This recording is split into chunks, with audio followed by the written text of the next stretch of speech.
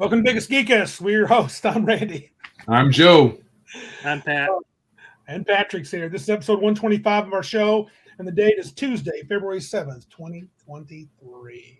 Yes, welcome to our special guest, Patrick of Pointy Hat Games. Hello. Yeah, how's it going, bud? Good. We almost didn't get you today, but glad we made it. Worked out good. Dodge and weave. Oh. Lady One says, L got a shout out on Diversity and Dragons, and T-shirt got a shout out on Clownfish. Cool. Clownfish, wow. Breed Burt. I don't know that one. It's a new person, I think. Howdy. Howdy. Yeah. Epic Gamer, Flady's in the house. Greedy Bert. Green Apple. Maybe he's a, is he a DVR me person? Maybe. Maybe. Phone Guy's here, so he's one. And Blue is here too. Tonka Todd. In the house. Tonka Todd says, yeah.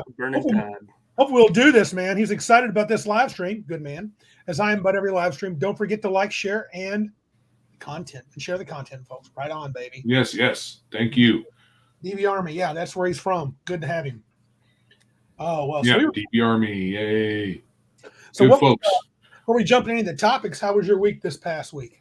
Good, good. I also want to mention that our original lineup of topics has altered a bit. So if anybody's wondering why we're not talking about current events, because I didn't mention it, we will. Hold on to your shorts. So, yes, the week, no gaming.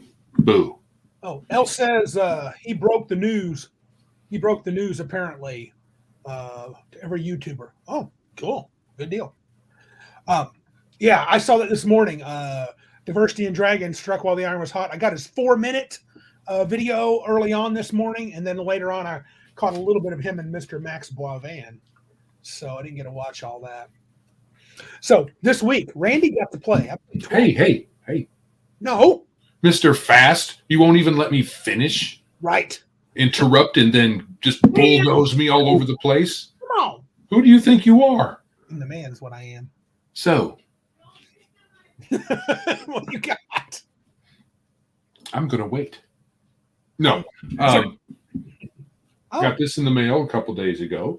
What is that? Index card RPG. Okay. Actually got 2 of them by mistake. So at some you point, bought it twice. Huh? The book's so nice you bought it twice. Well, it's cheap. It's not, and for this thick of a book, it's really cheap. Yeah. Is that the Master Edition? Yes, Master Edition. Almost about 400 pages. Play that in 2 weeks. $20. So, actually, it's 21 and change with shipping, so it was pretty good. So, I have 2. That means 1 is going up for our next contest. Very cool. Very cool.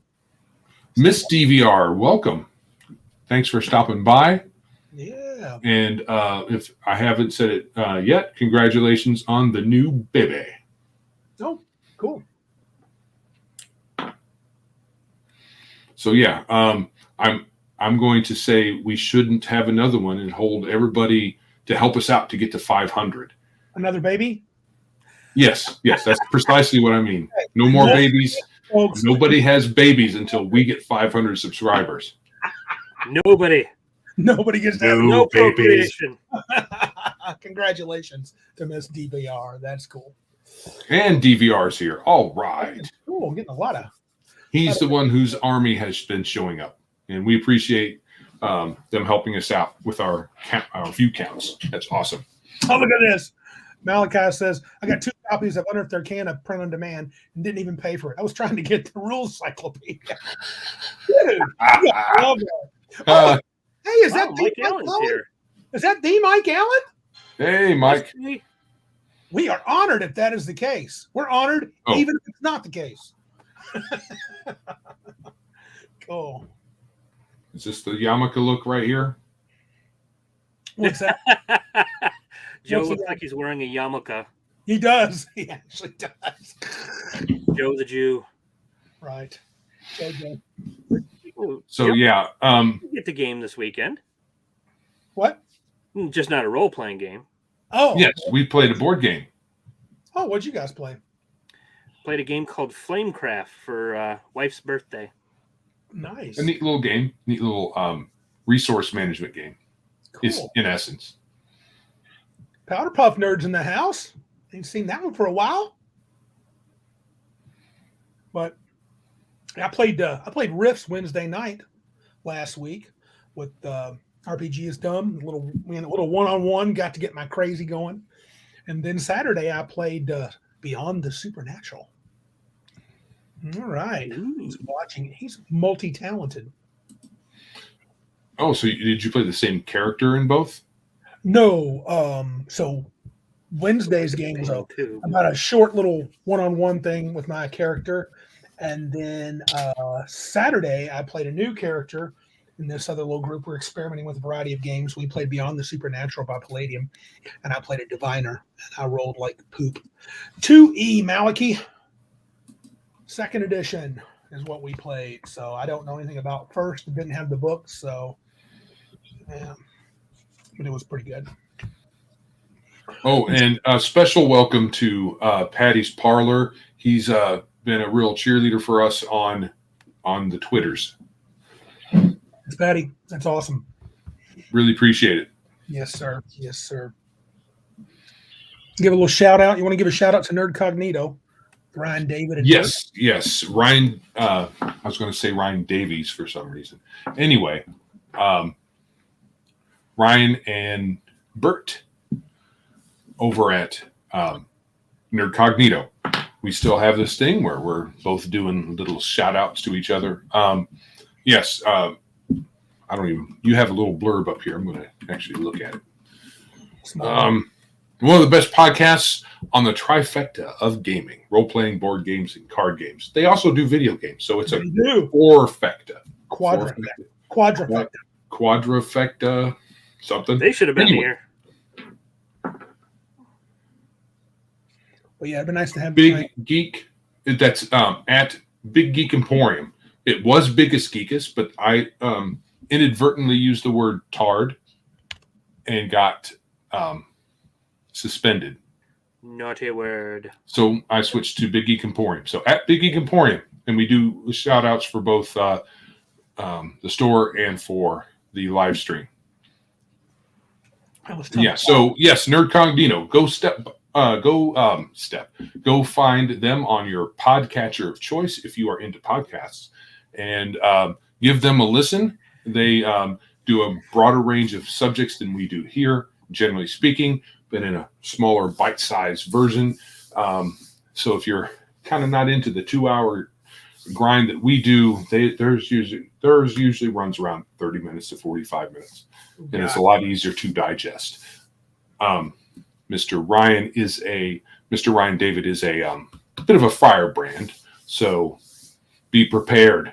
Yes, I like it. But it's good stuff. It's good for you. Yeah. You guys played board games. I played a couple of RPGs. So other than that, pretty good. All right. Well, guess we need to get into that topic, huh? Good time? Or do you want to stop and pause and tell people to do the things? Get it done. Well, we just started. I know. And we just said like and someone already said like and subscribe. But I can throw that up there. Yeah, throw that up there. There you go. Subscribe, subscribe, hit the bell notification, the thumbs up, all the different things that your platform lets you do to let them know you like us and want more of us. Yeah. So this Kyle Brink dude, or WoTC, just opened his mouth and rammed his foot all the way down to the bottom of his esophagus. So thoughts, gentlemen, since we're all of his type. I mean, what did he technically say? Okay, so a lot of postings say he said white people, but he just said people like me, and he's white. So I guess they just, did that. And people, how people are on the internet, they just share whatever they see. I haven't had a chance to download the picture here on my computer. I have it on my phone though. But essentially, he was talking about his office and then gaming in general, and people like me, which, you know, white people, I guess, or stupid people. Maybe he's talking about stupid people. We know who he's talking. We know he's talking about because he was on a podcast with a couple of black folks. Correct. And so obviously he had to down white people for some reason. Right. It doesn't matter. I mean, in the end, so what they've done, this is something we've known for a while, right? Now they just made it really clear. And I think that it's all I can do. I mean, the 5 ebooks for me are going away. I'm selling them, maybe all of them. I'm getting rid of them. I considered 3rd edition, but Joe made a good point. There's off air he said 3rd edition was not really by the same people, which is true. It's WoTC, but it's not the same version of WoTC. And they actually had white men write some of that. So I don't think I'll boot those, but I'm pretty sure I'm not playing 5e in the near future. I may never play it again. So yeah, I'm done. And WoTC's an idiot. Yeah, I don't see any reason why we should support Wizards of the Coast in any fashion, except to do. I mean, some folks will say any press is good press, and if this what we're doing here counts as press, maybe it's good for them some kind of way. I don't know. We're too obscure. But how did it hit you, Patrick? How did it hit you today when you saw the Kyle Brinks thing? And what was your initial reaction? Did you watch the 4 minute? Did you watch the 4 minute? Yeah, I watched the whole thing. Okay. It was after that I posted it, and I won't repeat what I said about it, as I had some choice words for Mr. Dink. Yeah. Yeah, it's stupid. It's one thing to if you wanted to uplift certain what folks would normally consider downtrodden groups of people and say, yeah, you do good work and we want more of you on board and stuff like that. It's one thing to do that, but then to say, oh, we white folks need to go away. I mean, it's stupid. Yeah, guys like me can't get out of this hobby fast enough. It's like, well, then do it. You first. You first, you racist. Yeah. Exactly. Yeah, I was wondering why he didn't just hand his job over to that the black guy that was on the show or the theme. That would have been far more woke. Yeah, that'd have been much better. But in the end, you can say he was trying to get points. Maybe. Do I believe he personally really believes that? Probably not. He's probably a liar. But then again, here's the deal: we've seen WoTC's face. We saw it last week. We always suspected it now for a couple of years. This is just the truth now. Freddy says you'll be keeping 3rd edition and earlier. The rest will be given away. Yeah, I'm gonna. My wife said you want to have a book burning. I have to admit I was tempted. I don't want anybody to suffer into that. Oh yeah, true. Patty made a good point. Brink couldn't even have the forethought to just say D&D. Instead, he said the hobby as a whole. The hobby. Dude, look. If that doesn't make you want to leave WoTC, I don't know what your deal is. And if not that, we got another tidbit here too. I don't know. Did you include that? Doesn't look like it. I don't understand why everybody has this obsession with saying that, black people were gate kept out of the hobby. No, they weren't. No, they were not. No. We were desperate for any other weirdos who had played D&D with us. We didn't gatekeep crap. No.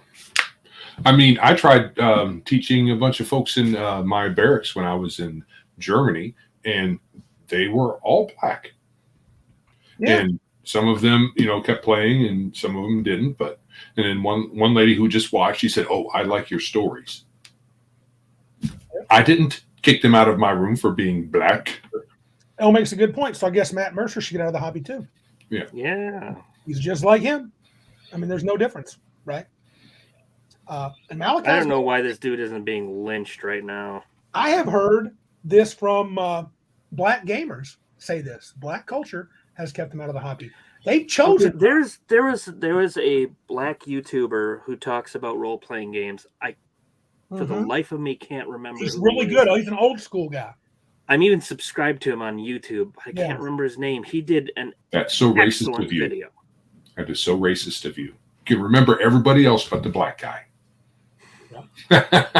Right. That's whatever. Well, I mean, I've not played. I mean, I've gamed with gamers with black guys before. A bunch of them. Is this it? RPG Elite? Yes. Yes. That's it. Mr. Bob N says you would think a company would want as many customers as possible. Why would you want any demographic to leave? Yeah. Especially, I mean, who makes up the larger portion of the hobby. And probably because of that, also probably has more of the money in the hobby. I mean, it's just demographics. Oh, L's on to something here. He said, Patrick, Kyle has actively deleted post on D&D Beyond that mentioned that 47 minutes mark into the interview. He's doing damage control. Yeah. It's the internet, though. You can find it just about anything, unless the NSA gets involved. I can't wait till Mr. JSG, Mr. Garibay, has his comment. I'm sure it's going to be. Okay, this is like two women in a cup. You don't bring up that stuff. It's mind numbing damage. It's brain damage inducing. It's just like looking at Cthulhu, lose D100 sanity instantly. Oh, Doodle Squatch, welcome, and I love the comment. So you got a show with 3 black dudes and a white guy, and the white guy is the anti-white racist typical. Yeah. The black guys aren't even talking about it, and he brings it up. Doodle Squatch. I love that name. It's a great name, I know. I don't know, Mr. Blavan. He says, will WoTC ever get tired of those imbeciles? Hasbro. They're saying Hasbro. Oh, Hasbro. Hasbro needs to clean house. WoTC, I would have done this already. But, well, no, I don't know if you could. Can you blame WoTC for the OGL fiasco? Maybe. The head guy could. Only kind of half blame them. They can't take all the blame, though. I would literally just fire everyone because the truth is their last 7, I mean, their books are garbage and Hasbro's garbage, and there's literally nothing there that's worth buying. You know, Malachi says ESG. Okay, I admit I am a mark for Hasbro for a couple of things, but they're not anything WoTC related. I like their Ghostbusters products, and I like HeroQuest. I'm not supporting anything that they do. I'm out. That's fine. Patrick can buy all that stuff in our stead. He has been already. So okay. So Malachi brings up ESG, and I know somebody else is probably going to as well. And sure, but you can conform to the ESG-ish stuff without making these kinds of stupid blunders. He didn't have to say that. The ESG folks weren't, with a gun behind his back, so you better talk bad about your people. It's silly. Yeah, I would just, oh gosh, they'd be glad that I'm not the head of WoTC. I would clean house, top to bottom. Restart. The good thing, the best thing about all of this is it keeps pointing out how awful this is to people who will hear it. Other people will just say, well, of course, I mean, that's how we all think already. So those folks, it's not going to budge or phase or anything like that. But a lot of other people are like, come on, I was holding out. I even saw a tweet where the guy said, I had just bought, for some reason, a couple of books because Wizards, backpedaled and made good on, making some bad choices. And they said, what they said. And now this happens. I don't know what I should do now. I'm like, obviously. I've been hesitant to do anything like this, but this is so tempting. Elle says, call Hasbro customer care to complain about Kyle Brink. racist comments about the consumers. You know, I think that's a great idea, El, but It's what people are doing in schools now. but I don't know if they'll actually do it. Yeah. Right, 8675309. Is that what it is, says Malachi? Jenny, who can I turn to? Yeah. So, yeah, I think my bookshelf would be happier without 5e stuff for sure. So, it's got to go. I have one volume that was gifted to me. Yeah, I'm getting rid of all of mine. It's got to go. No more 5e. I'm not sporting it. If I could even pull out my hey Ryan David, what's up? Were your ears burning? Yeah, we're talking all about you. We were talking about you. Good stuff. Mostly. The word firebrand was mentioned. Yeah, dude. But yeah. So I think it's gonna make Captain Con weird. I don't know if guys are playing in 5e because I'm not playing. I'm not playing. So. I know Gen Con's probably going to be very interesting this year. Oh. I wonder if they're going to reverse tracks on that or not. With the masking, the non-requirements for masks and vaccinations. There's been a lot of furor about that. What do you mean? Well, the True Dungeon, when they do their recruitment run, the biggest selling point for the recruitment run for True Dungeon this year was come to True Dungeon, no masks, no vaccination requirements. Hmm. And if they're using that as their selling point, they must have gotten a lot of blowback about the stupid requirements from last year. It sounds like Ryan Davis says he's lost it over the Captain Con maneuver. So hope we get to hear him blow hard incognito. I want to hear his rant. Yeah. So yeah, considering how many, I saw a whole thread of people complaining about that. You mean there's not mask requirements anymore? When? The whole thread, all of it. Yeah, but Wow. I wonder, will the OGL have an effect? Is this going to have an effect? Well, how long between now and then? It's August, right? So we got a few months, 6 months to go. People have short memory. Yeah, I agree. Ryan David says it's hard to put the magic back in the box once the masks are off. That's what I'm talking about. It's going to be nigh impossible to get people back in them. I tell you what, I just don't believe it. Doesn't matter. It doesn't matter what he says. Unless they just fire a whole slew of people, they won't even get my attention. I don't care what they do. Patty's Parlor says Gen Con. Com's threatening to leave Indy because of local laws. Yeah, what happened to me was they basically had a gun to my head saying, get a vaccination or you lose out on your $2,100 deposit. Wow, that doesn't sound legal. Probably not. Well, it's probably legal. It's probably just not ethical. Highly unethical, that's for sure. On some level, legal. Otherwise, we would have just rolled over for next year. But they said nope, no rollovers. Wow. Yeah, they probably wanted to guarantee attendance and be able to say, "Look at how attended our thing was." Well, I can promise this: that any con that we host will have no vax, none of that crap. And no, either they can suck it. I did complain that every day after the whole 8 hours of being in masks, my face would be chapped every damn day. Yeah, and there were quite a few vendors who felt the same. In fact, a lot of times when Gen Con ops were not walking up and down the aisles, there were plenty of vendors, no masks. Shouldn't be. And then when they're kindly reminded you need to be wearing your masks, they'll roll their eyes and put their masks back on. Yeah, I just do you think is WoTC? This is hot right now in our neck of the hobby.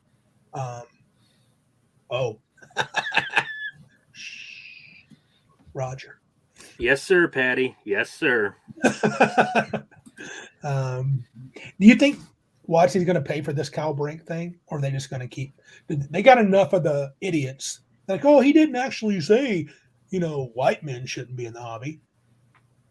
You think that's what it's going to be, and it's going to just float on by? I mean, we should. All the woke folks are going to say we're everyone's misquoting him or something. It's like guys like me. What else do you mean? Or the other thing that's going to happen is you guys are blowing a gasket over nothing. So what? Yeah. Yeah, isn't that funny? Had you turned that around, though? Put any other non-white ethnicity in there, and it would be uproar. Yep. Or it would be, see, we told you. We told you. And the truth is, let's be honest, orc license be damned. Those people are the same way. Even if they don't believe it, and I'm not sure a majority of WoTC even believes that to be true, they're just rolling with it. They're like, we're just going to poop on the white people. It's how they think they're going to get lots of customers. But there's a lot of companies out there that are finding out that going woke will get you seriously broke. And Disney's learning a really harsh lesson about that, and they're trying to. No, they're trying to keep a lid on it. I mean, they're woke, and they're not. They want to roll things back because they're like, we did this too fast, and we got a lot of blowback. Well, we dial it back and just give them the woke slowly. Ryan David says, if the OGL is forgiven, Kyle will skate. Yeah. Aaron Wilkerson seems to be not in the know. He says, I missed the first of this. What did the guy say? Well, Aaron, if you happen to be a white man, the implication, though he did not say it directly, Kyle Brinks of WoTC, some kind of EP dude, said that we need to get out of the hobby. That there's no place for them now. They need to be booted on out, basically. He didn't say basically white. The entire internet said you first. Yeah, and he didn't say all white men. He said men like him, where he's a white male. So right there you go. So we'll have some links. We'll have a link to the what is this? The Diversity and Dragons take on it, and also friend of the show, Mr. Max Boivin of Reactionary Principle Gaming fame. But we'll have links to their videos on this. So to add insult to injury, which one of these? No, this other thing happened first. Okay. Over the weekend, D&D Beyond had an outage. And which, that happens. Websites have outages. Sometimes things break and it takes some time for them to get back up. No big deal.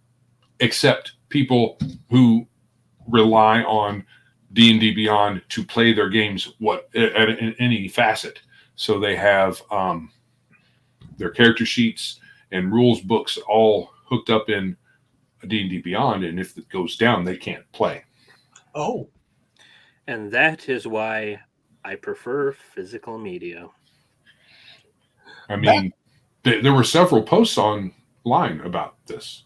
So there might have even been an article. If D&D Beyond goes down, what can you do? Play a game. Why don't you pull out the card games and the board games?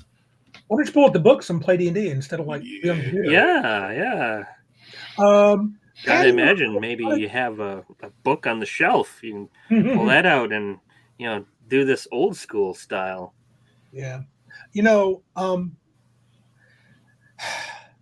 was it? Patty had a good comment. It's not really related to this part, but he said Paizo immediately backed down. I think their Black Flag project is actually for Cobalt. Yeah, it's somebody else. Cobalt Press, yeah. But are you saying Paizo's going to stay OGL? Is this some new? Theirs was the Orc. Orc. The Orc license. Orc. Is that not happening now? Is Orc out? I hadn't heard that. I thought it was still full steam ahead.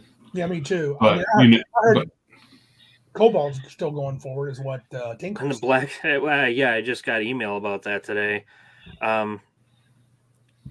Black Flag project. Yeah, the pirate irony is not lost on me.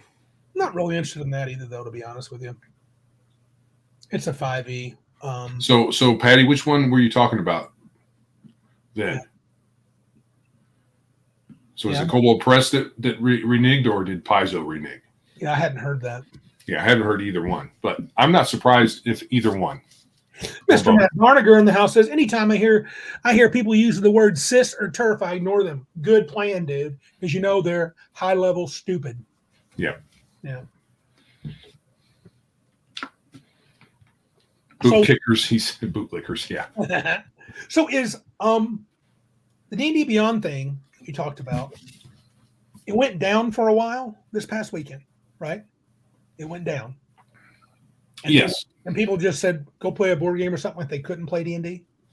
People were posting, oh, it went down. So what we decided to do is play a board game or a card game, something like that.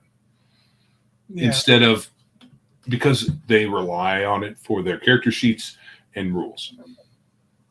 Mm. So the character sheets are fully in. That's fine if you make your character there, but you should print it out. I mean, come on. I don't know, dude. In the end, I'm just like, whatever. I mean, you got some of those probably only have a D&D Beyond account. They probably don't have any physical books. I mean, which whatever. I mean, I guess that's what you want to do. But now you're more dependent on WoTC, and that's not the thing. If this last month hasn't shown you that, that's one thing you should not be. And I'm sorry, guys. I would divest myself of OGL no matter what. It has to happen. You got to be free of WoTC. Here's a big secret. You don't have these problems when you have friends, get together in person, and have physical books. Yeah. Now some people can't. I haven't seen Darth Thiek tonight, but Darth says he can hardly get people together. So I think he's the one that plays online a lot. I mean, and I do pity him. He has physical books too, I'm sure. What if Lady said? This is something Joe used to like. Look what happened when Hero Lab changed. Not even sure what happened as I wasn't gaming at the time, but I lost all my characters that I had in their program. Yeah. That's happened a couple of times to me, but I was always able to recover it some kind of way. But it's been a long time since I used it. But it's also a local program on your local computer. It's not although they had it just so that it's an app on your computer, a program on your computer, and they changed to where it was a cloud program or added that as a separate thing, which was hilarious. So you bought all the D&D stuff, or at that time Pathfinder stuff, in the standalone desktop program. When they brought the new thing, the cloud-based thing up, you had to buy it all over again. You couldn't just port. Oh, okay. So I was like, screw you, buddy. I'm not doing that. Yeah. Mr. Boivan to Patrick, he said, but friends, they bring all kind of other problems. They do, but they're great. They're better problems. This is interesting. Ryan David says 3E WoTC and 5E WoTC are two different companies. I agree on one hand, but I still would divest myself of WoTC. I would break free. I would not be a part of their stuff, but I understand. You're right. They were different people. Mm-hmm. WoTC also produced Monty Cook, so. Monty Cook was a game developer before. Yeah. He produced, he did from Planescape stuff. He did Hero Clicks. He's been around for a while. What you're saying is, though, I think he worked at Wizards of the Coast before Wizards of the Coast bought D&D, right? He might have. I don't know. Because he made some kind of gaming product, tabletop gaming product called Primal Order, that was made for D&D kind of ish. Was that Monty Cook's? I'm pretty sure it was Monty Cook, yeah. I thought he worked for TSR, and then he worked for WoTC during the beginning of the 3rd edition era. Then he bolted, I think, during 3.5. Maybe he was there for 3.5. So he worked for TSR, okay. But he also worked for WoTC. He did work for WoTC. Yeah, he did. Yeah. He was there during the 3E, but maybe the 3.5 too, and then he Havoc I think it wasn't too long after the transition to 3.5 that he started doing his own thing. Yeah. Well, I was just taking a shot at him because he's a weirdo. 2, he makes it a point to boast about never having to have worked a real job in his life. Well, maybe is the implication that if you love what you do, it's not a job or it's not work or something. Yeah, well, he's done well for himself financially, so I can't. I would have that loved dude can send literal poop in a box, and people will still kickstart it. at this point. Yeah, Yeah. Yeah, he can be. I agree with you, Mr. Boivan. I caught that. I was trying to read his blog back in the day. I was just at one point all I did was consume his game products. Right. But I read his blog, and he was talking about music and how you should change what you listen to, because for some reason I think it's a postmodern type of deconstruction attitude where for some reason, if you like classical music, you should listen to other things, because only listening to classical music, there's something detrimental to your creativity or your mind or something. It's weird. Have you seen his YouTube videos with Shanna Germain? I try not to. Oh, the last thing I saw him in was him trying to be a DM. Oh. And that was so awful. I couldn't. I haven't watched him on video since then. If you want the quickest way to fall asleep, watch him and Shanna Germain babble on about literally nothing. Well, I've just never And try to make it sound thing? like it's like really deep. Was it the refrigerator thing? You know, you open it up this far and it's like a woman halfway up or some kind of stuff. It's weird. Yeah. I just I'm with Patrick. I watched him DM, and I have to admit, I lost a lot of respect. I was like, unless he was, but why would you be phoning your DM skills in on a video that you're going to put out for the public? So that's how he killed any interest I may have had in Invisible Sun. Oh, that was killed the moment I heard about it. I was like, I don't know what you're talking about. It's like I read an article about some of the things in the games, like destroying components for that $300 box you just bought, and I thought, what a scam. That's stupid. So what you did? And then I saw him DM, and like there was like 2 hours of just character introductions where they're talking about just it. I couldn't stay awake, and it's like, nope, I am no longer remotely interested in this. Yes, people buy farts in a jar, so I've lost faith in people from Flady One. I am pretty sure that's lost, not love. Yeah, lost. Yeah, I mean, ladies sell things of theirs from their what do you call it? What is that place? Their OnlyFans. OnlyFans. Hi, this is water I've bathed in. I will sell it to you. Stupid. And people buy it. People drink it and get herpes. Or there's that meme on the internet where a dude pays a woman, OnlyFans woman, $10,000 just to meet her. I mean, I don't know what else she's done. They did when they met, but $10,000, and I'm like, she's not even vaguely $10,000 worth of looking at. I don't get it. Yeah, whatever. It doesn't matter. It's foolishness, and people can do what they want, but that's crazy town. Do what you want with your money. A fool in it, or soon parted. Yeah. So the D&D Beyond thing was just that it was down and was trying to show me. You're basically, a lot of people were commenting that, look, I mean, what if WoTC just decides to shut it down for a while anyway? What if it shut down and didn't come back up? That happens sometimes. I mean, they're too big really for that to happen, I think, but it happens. It's just weird. Yeah. They probably shouldn't have a blackout during a time when they're desperately trying to get people to come back. Right. I mean, all of this is just kind of rapid fire. The OGL stupidness, and then this thing with D&D Beyond over the weekend, and then whenever this happened, was it today or yesterday? Had to have been probably yesterday when they probably had their thing. Probably. And then El said he broke it this morning. So it had to have been over the weekend too.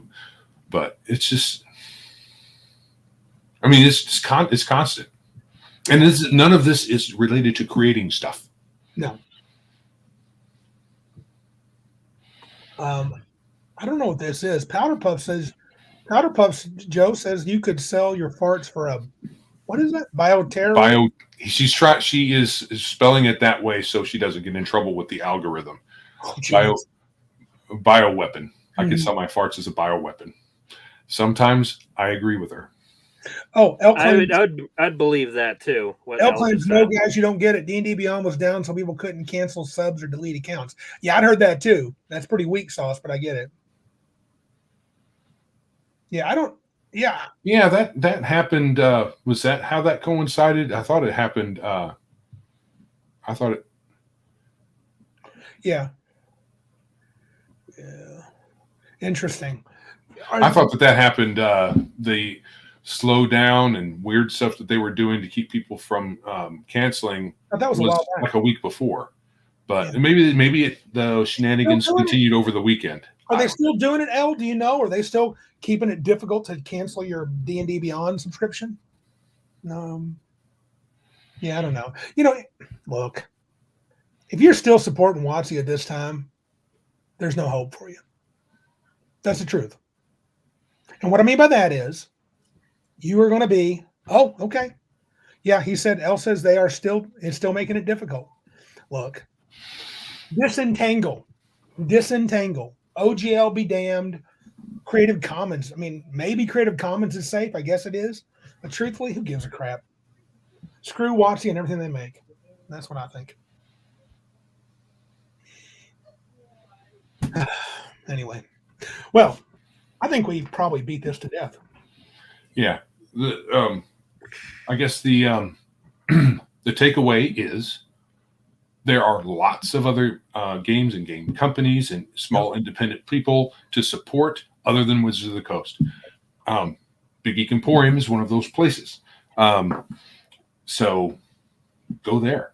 There's lots of stuff to get, lots of free stuff. I need to try again to get Dungeons and Delvers. What's that? I need to try again to get. You had that download issue. Yeah. Or was you trying to get the? I was trying to get print on demand. Right. I was working with the website, so maybe we bumped heads and I screwed up your order plans. So, yeah, try it again. So yes, go over to Big Geek Emporium and see what we have. I'm going to be changing the layout a little bit. Oh, L asks, will BGE be divided into sections, OGL and Creative Commons products? I don't know. I don't know. We don't have enough to worry about that, I don't think. I think I've already got one of the reasons I just brought up tags. Huh? Couldn't you easily do that with tags? Yeah. So we already have tags worked out. I added a bunch of categories because over the weekend there's a website called the RPG site, which Pundit runs, I think. Right, yeah, Pundit does. And was it Patty or someone else? No, wasn't Patty. It was somebody else. Posted on there about Big Geek Emporium and that folks should go there. And there were complaints because the UI isn't the best. So atrocious in some people's words. So whatever. Fair enough. And so one of the things that was asked was to have more categories, which is fine. I added a bunch of categories. It's going to be up to the creators to utilize them. Yeah. I guess I could go through all the products and add it, but that'll take a lot of time. There's a lot of stuff out there. I guess someone that wants drive-through is going to be, I know their site looks busy, but they've had a long time at this. So their stuff's going to be smoother, right? Yeah. It just is. And it's not a knock on you. Right, it's just the way it is. I think in the end, look, do you want to support people that don't hate you? Go to Big Geek Emporium. Right. If you don't care, go the other way. What's that? What's Malachi saying? Well, there was someone complaining that, they're going to have the message, which is going to be Christian conservative message, as much as the wokes do about their message, and which isn't true. Yeah. Let me think. Do we have the Wretched universe? I think we do. Let me think. Don't we have Do we have a Venture yet? Is Venture stuff on? Venture. Yeah. So, we are Christian conservatives. We're not trying to tell you what to do. The other thing is I haven't quite gotten the NSFW thing working right. So somebody said that they could see the boobies because okay. Wretched the Red Room has a cover where there's frontal nudity and like Attack of the Killer Vagina or something like that. I mean, look, it's not our bag, but we're as long as it's not extremely pornographic and disgusting beyond imagination, we're not going to be hawking y'all to mom and dad. I mean, I don't think I would ever play any Avengers stuff just because it's not my cup of tea. Right. But damn, dude deserves to at least be able to ply his trade. Green Apple's got the right of it. That's the wokies projecting. They do it so they assume we do it too. Yeah. Of course. Al's got a good one. Christian, but Randy is clearly pagan. Look at his Planescape collection. That's pretty good, Al. You got me. I guess that does make you a heretic. There are a few pagans. Wait a minute. Stuff on the site. Hold on. Or atheists. Lots of atheists. We got to take all the petty stuff off. No. So, I would like to make sure that some random passerby that's under the age of 18 doesn't see any nudity or on the site because there will be complaints. But, it's a technical issue that I'll work out eventually. Yeah. But apart from just the categories I've added, I've also thought about some other cosmetic improvements I could make or functional improvements I can make before the main site gets the new main site gets put up. The only thing that you're not going to see on there is stuff that's actually illegal. Right. If it's illegal, you know what? So if the Coyote and Crow folks wanted to put their PDF on my site, I would say, sure, go ahead. No, they wouldn't get any sales, but sure.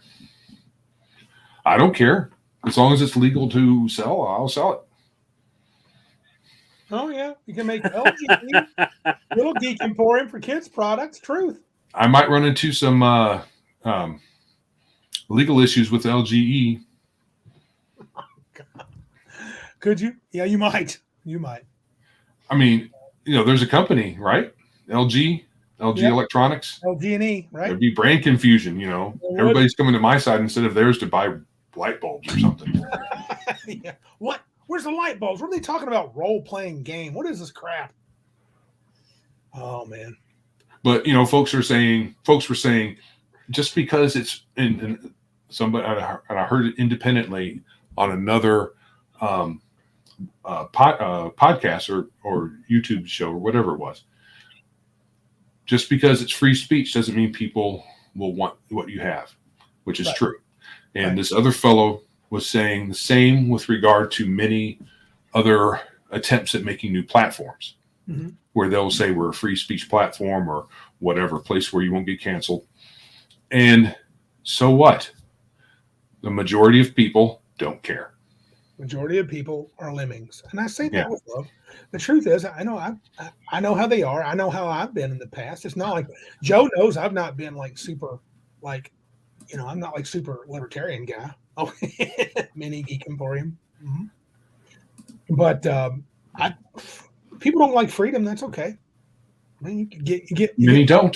Well, many vote every year for a new ruler. Look around. Clearly, in the U.S., people don't really want freedom. So, I believe Mini Geek Emporium is probably where you can buy the monogrammed Big Geek Emporium, booties and onesies. Oh, well. He's looking it up. So yeah, so I've thought I'm putting some more thought into it in between now and the time the new site goes up, so that I can make some improvements that might draw some folks in or make it less problematic for people. So, well, yeah, Green Apple says several of those free speech platforms were outed as only being free speech to lure people in, and then dropping the hammer later after they grew their platform. Got to watch out for that. Yeah, that could be that. People are suspicious, but you guys know me. There's no reason to be suspicious. Randy doesn't do anything behind the scenes at Big Geek Emporium. I just buy stuff every now and again. That's all I do.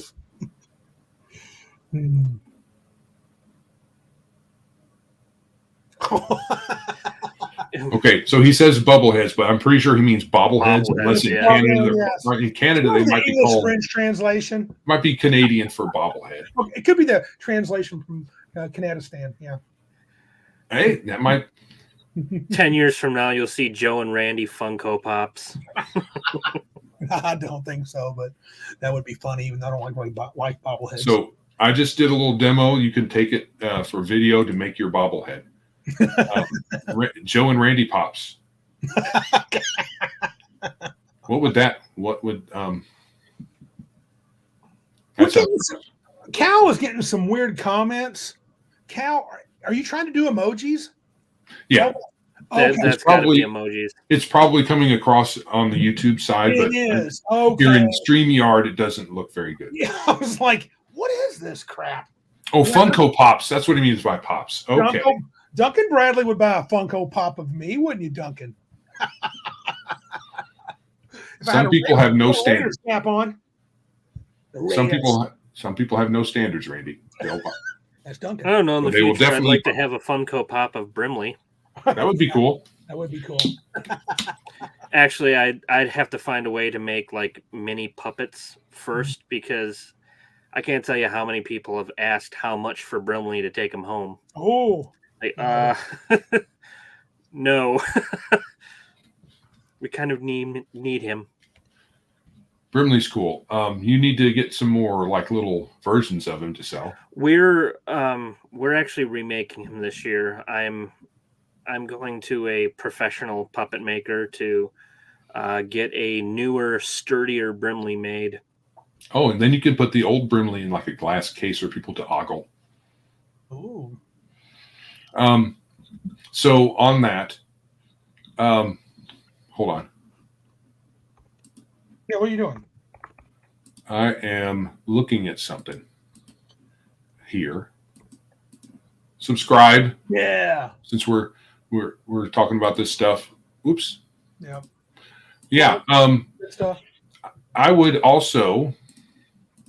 I've been considering other products, and I've been so busy with things I haven't had a chance to put up more than the T-shirt and the mugs. So I'm missing comments by your reaction.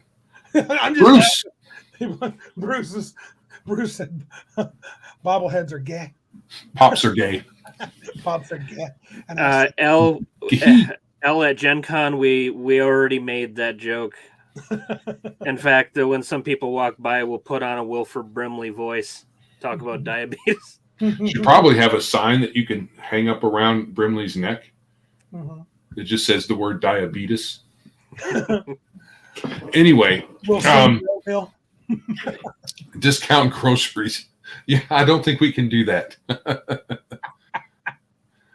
One-stop shop. One-stop shop for everything that we can't possibly fulfill.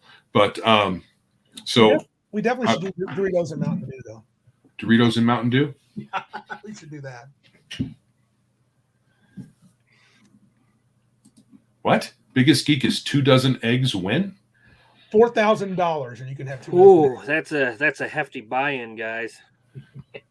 We start dealing in eggs. I know. We might get the feds on us.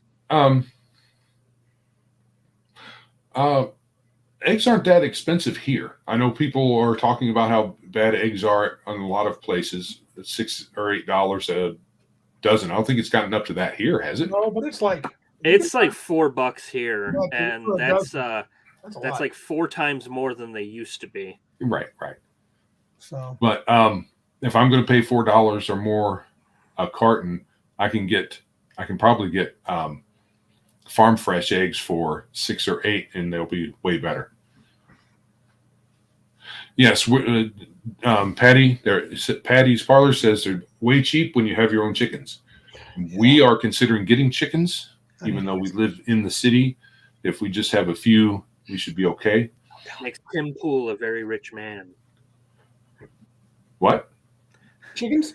Podcaster Tim Pool. He has basically his own chicken farm.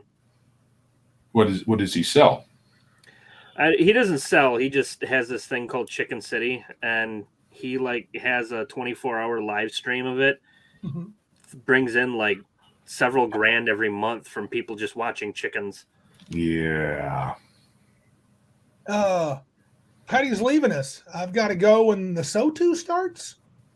What's SO2? State of the Union. Oh, you sure he can make it? You sure our El Presidente can make it through that whole thing without like an actually saying words you understand? No, I think he's saying that Biden blunders are far more entertaining than we are. Fair Yeah, enough. I can always watch it on replay That's very fair. if I want to. Yeah. Everything he's going to say about the State of the Union is going to be a lie anyway. Boom. I had a dog and his name was Bingo. Bingo. Right. So I was in the middle your of dog's trying. name's Brago. That too. I was in the middle of designing a tapestry.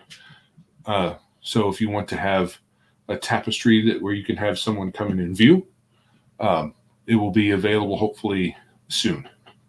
I just have to rejigger the Big Geek Emporium logo on a larger field so it can cover the whole thing. So there's that. A couple of mugs, maybe a larger mug for Bruce there, who was laughing at the 11 and 14 ounce mugs. They were girly mugs to him. So I found a 30 ounce mug. So that's more passable. Bruce says he will be he get drunk Saturday night watching SO2. He has his bingo card ready. I just have an early day tomorrow. His bingo card. Oh, look, he said that. And he said that. Oh, bingo. Yeah. All right. Why don't we move into segment 2? I think we're ready to start talking about that. So we're going to get away from We're an hour in. We're definitely ready for it. Yeah. We're going to do something a little less serious, but also more fun. We're talk about tabletop RPGs versus other RPG-like games. Just in general, I don't like them in general. But I would like to compare them. And one of the reasons we wanted Patrick on here, because he has more variety of games than probably me and Joe combined. Board games like Talisman, Heroquest, Descent, the D&D adventure system, and so on and so forth, Gloomhaven, whatever. When you're playing those kind of games, what can they do to, because they claim to be role-playing like, right? It's supposed to be kind of an RPG type thing. Do they? I think role-playing game is a term that just kind of gets thrown around.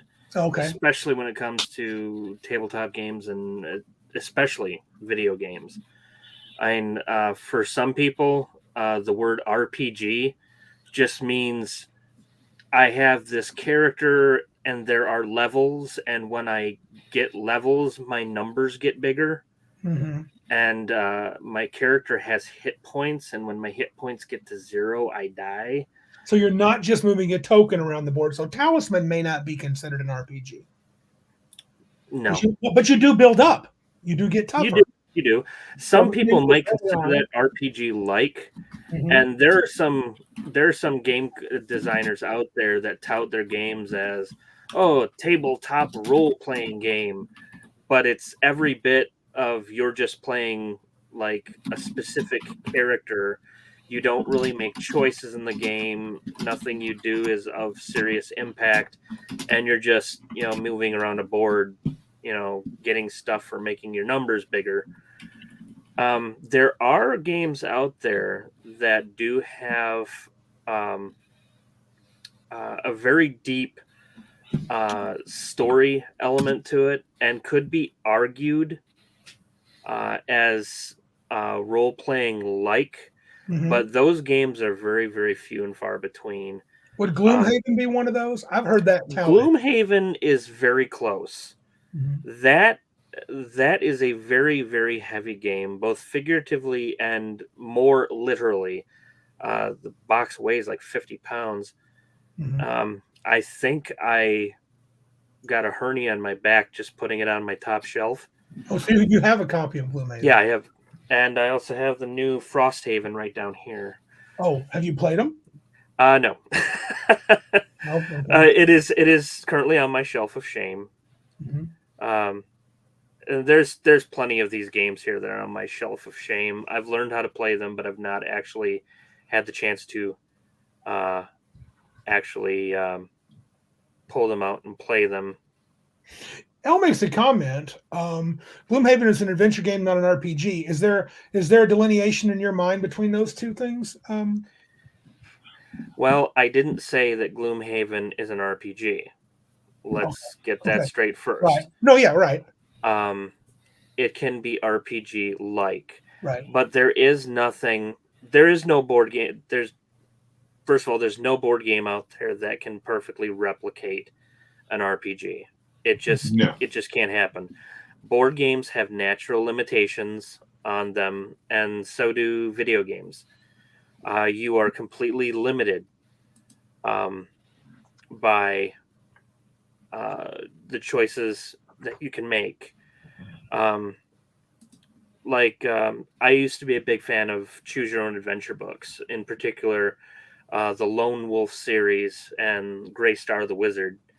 And in that, you kept track of what skills you had. You had your own little character sheet, and you had your combat score, and you were rolling dice for combat and stuff like that. But in the end, you are playing the role of Lone Wolf the Kai Lord or Gray Star the Wizard, and sure, you're making choices for them, but in the end, you're still getting to the same end, and your choices are really just little bits of story, and that's about as role-playing game as you can get with a board game. Now, there are some games that get really deep into story and stuff. Like there's a game on my shelf called Folklore, which has lots and lots of story segments. You could consider something like Tales of the Arabian Nights as story heavy and choice heavy, but it's still not a role-playing game. And you're never going to get or emulate what you would with an actual game master running the show. And that even applies to role-playing games that are run by oracles. Yeah. Which, yeah, you're still not going to get the same experience as if you had somebody who's running the story. Now, here's something I've done. Malachi said a while back, either Max or Heathen Dog said they can role play while playing Monopoly. Yes, you can. I've done it with Talisman. I mean, I played like Mr. Wavan says Talisman almost plays itself. Yeah, it's very simple. In fact, most of the time I wish that it would. I don't want to play it. But I think especially when your mileage may vary and you can role play playing anything, but it still doesn't make them an RPG. No. Yeah, I agree. El had a comment more about video games. He said they took off. He said something about MMOs. It says there's a reason RPG was dropped from MMOs. Was it dropped? Do people not call Warcraft MMO RPGs anymore? I thought maybe it was because it was too long of an acronym for anybody to bother. I think it's more because it's too long of an acronym. But who knows? I don't. I don't care because I don't get into the multi MMOs anymore because they have a grindy aspect to it that I don't like. To answer Malachi's comment there, sure, your character improves, but the only role-playing game you bring to it is kind of what you're bringing to it. Malachi says, what about a game like Descent where your character improves? Yeah. So you would say then those games, they can't replace an RPG. And here's the question I have, because would you say then it's nice when you can't get your RPG group together to play one of those? See, I don't feel that way because they just seem so damn convoluted. Why don't we just play an RPG? When you're pulling all the tokens out and you're keeping track of all these things and your character's leveling up when you're in a campaign, let's just play D&D. It's easier. I mean, really. It can be. It can be. I know. Some of those board games are complicated, but there are lots of people. This guy here The likes He of them. loves the more. Is it the more complicated, the better? Probably not exactly, but what do you say to No, that? I'm just really a sucker for all levels of gaming. It just does the not take designer in you, much to Patrick? talk me into something. Is it just the designer in you that you're like, ooh, that's kind of cool, and you get distracted by the new shiny? Because I've done that. You know what? Half of the games on these shelves probably came from a place of, gosh, that sounds like a neat idea. I wonder how they pull that off. Whoa, what is that? That is you screwing around with the power. Did I? See, what I don't know what I hit. you know. Success. Don't make me regret giving you the power here, Dude, I'm gonna Thursday. Oh, no. Hey, Mr. Boivan, I'm maxing out at 200, going 20 pounds up this Thursday because I pimped out 1A like nobody's business. Now I'm Bruce feeling power. Lombardo of Dick's Division. Cruising through the screen. Power. Bruce Lombardo asks, I have an unopened copy of 4th edition of Twilight Imperium. Am I committing a crime? No, you are not. Only because I've had a bad experience playing Twilight Imperium that completely turned me off to the game forever. And it was done by another person named Joe, but a guy we called Neckbeard Joe. And I got into a fight because my wife was playing with us. It was like 6 of us playing. My wife was playing with us, and he would not stop talking to her like she was a 5-year-old. Wow. And I told him, if you talk to my wife like she's a 5-year-old again, I'm going to send you home with missing teeth. And this was during a lock-in, so I couldn't get away from him for the entire night either. Oh, geez. So yeah, I don't care for Twilight Imperium, and it's for a totally petty reason. bad memories. I never want to be known as Neckbeard Bruce. Okay, so noted. You might be known as Skullbeard or Skullhead and Skull wig, something to refer to that wig you put on now and again. We have to come. I up just with a know weird him name. as No Face Bruce because I just see minis and his hands painting them. What did you call him? Bruce. Oh, just Bruce. No Face Bruce. No Face Bruce.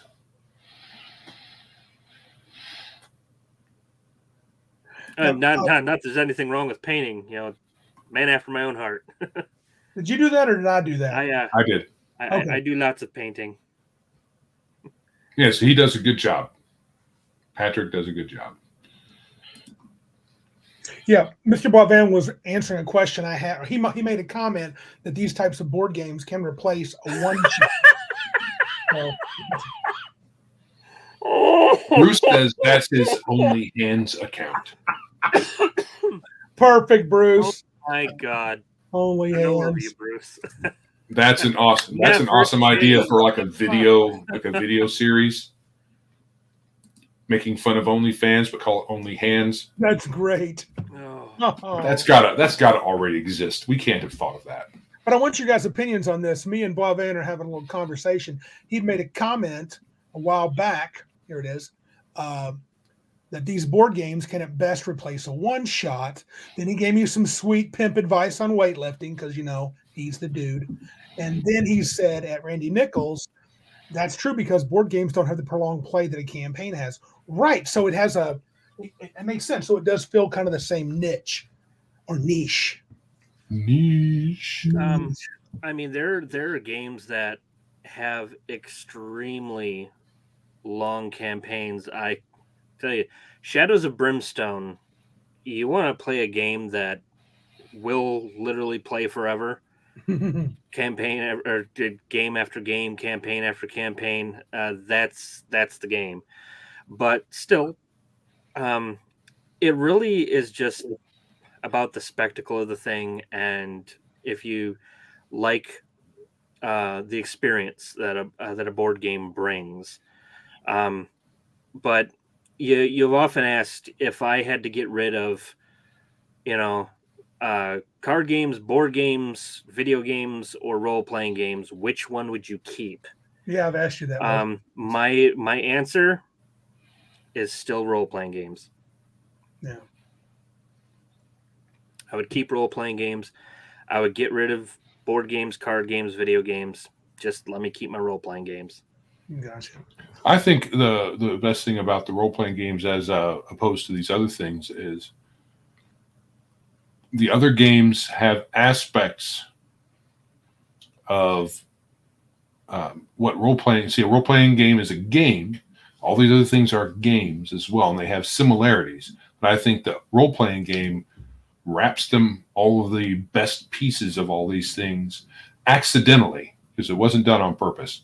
Accidentally wrapped them all together. All the best parts of a multiplayer game into one awesome package.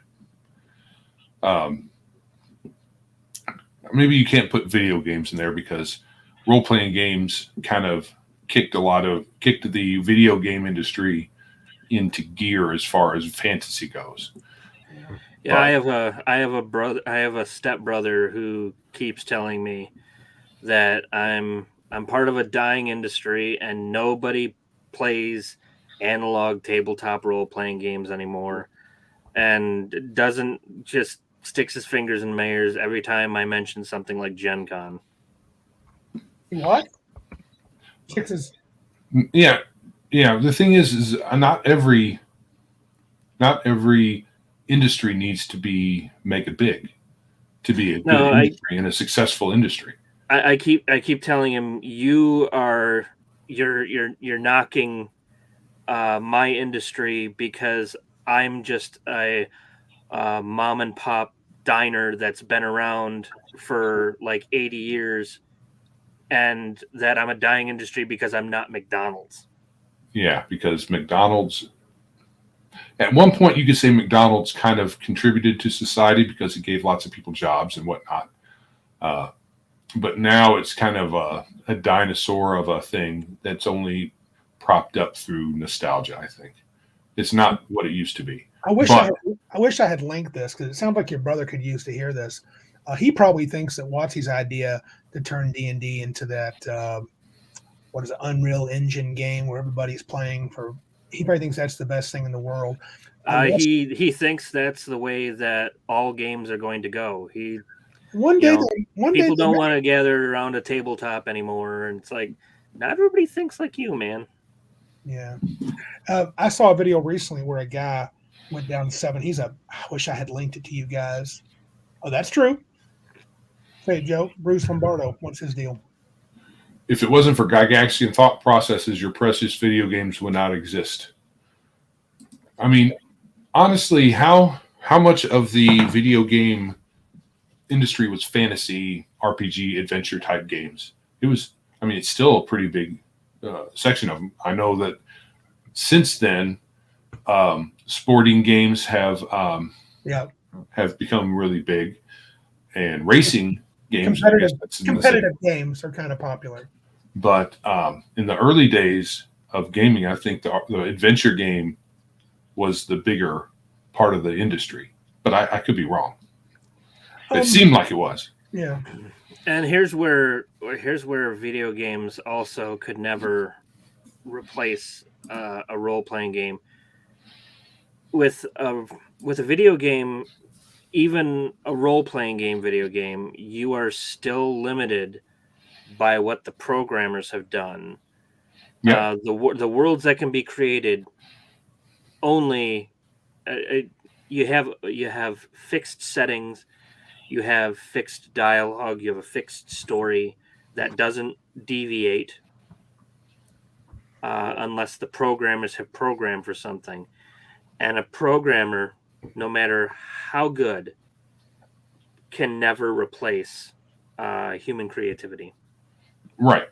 Because even the open-ended, so-called open world MMOs, they still have limitations. If you can't instantiate something that the programmer hasn't made it possible to instantiate, right?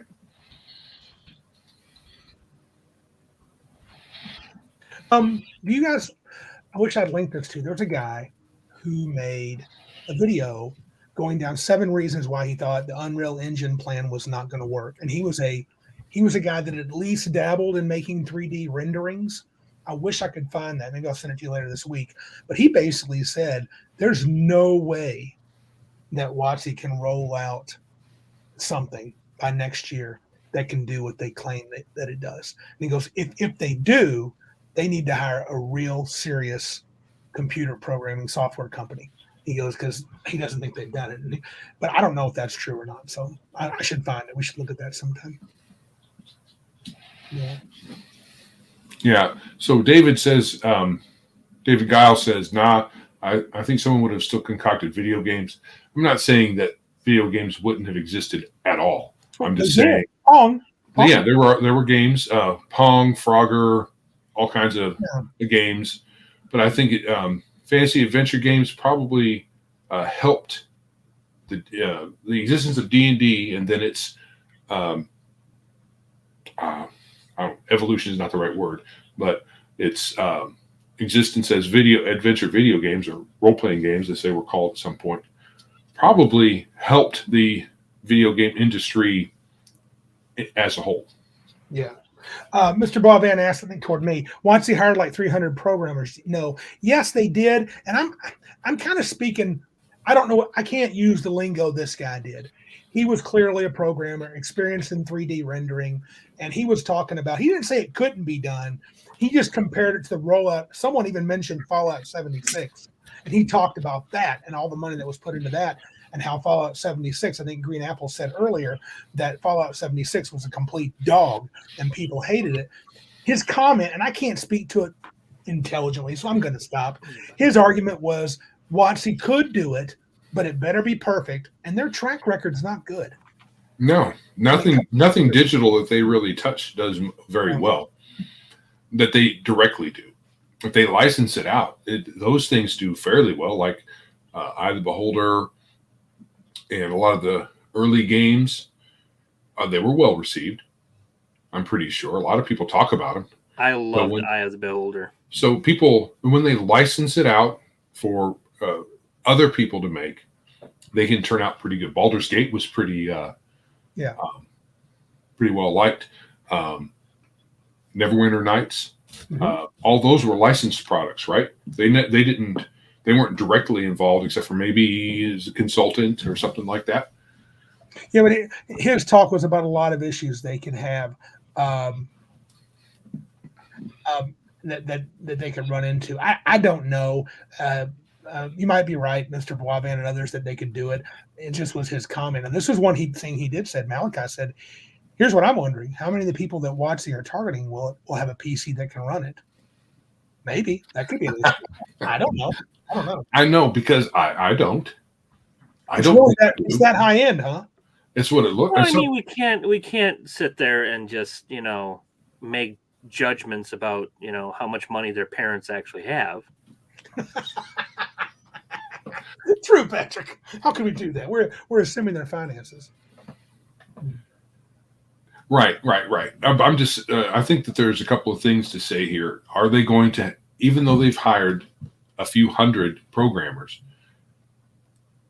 that doesn't necessarily mean they're going to make a quality product, because the programmers are going to be following instructions. And if Wizards of the Coast are actually involved in the daily